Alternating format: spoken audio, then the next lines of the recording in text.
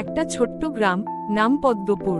সেখানেই থাকে ছোট্ট মেয়ে রিমি, বয়স 7। গরিব মায়ের একমাত্র সন্তান সে। ওর বাবা গত বছরই মারা গেছে সাঁকো ভেঙে নদীতে পড়ে। তখন থেকেই মা রান্নাবান্নার কাজ করে দিন চালায়। রিমি স্কুলে যায়, কিন্তু একটাই দুঃখ, তার কোনো ভালো জুতো নেই। ছেঁড়া স্যান্ডেল পরে প্রতিদিন স্কুলে যায়, আর স্বপ্ন দেখে একটা লাল জুতোর। প্রতিদিন স্কুলে যাওয়ার সময় সে দোকানের কাচের ভেতর সাজানো লাল জুতোর দিকে তাকিয়ে থাকে। একদিন সে মাকে বলে, মা, ওই লাল জুতোটা কিনে দেবে? মা হেসে বলে, তোর মা যদি রানী হতো তবে 1 ডজন কিনে দিত। রিমি হালকা হেসে নেয়, কিন্তু তার চোখে স্বপ্ন লেগে থাকে। এরপর একদিন সে স্কুলে যায় খালি পায়ে। স্যান্ডেলটাও ছিঁড়ে গেছে। বন্ধুরা হাসে, কিন্তু রিমি কিছু বলে না। শিক্ষক রুহুল স্যার সেটা দেখে দুঃখ পান।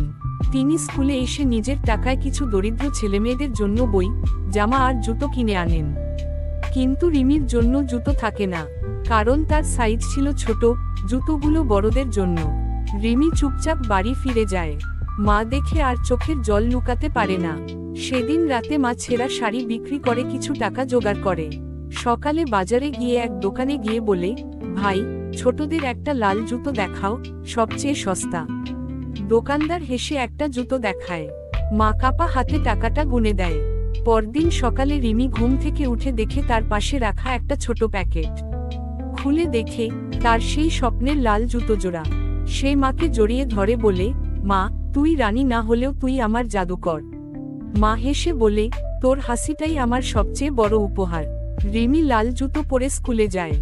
সবাই তাকিয়ে দেখে, তার মুখে একরাশ হাসি, আর চোখে সাফল্যের আলো। রুহুল স্যার দেখেন আর মুচকি হাসেন। একটি ছোট স্বপ্ন, একটুখানি ভালোবাসা, আর একজন মায়ের ত্যাগ, এটাই ছিল রিমির জগতের সবচেয়ে বড় জয়।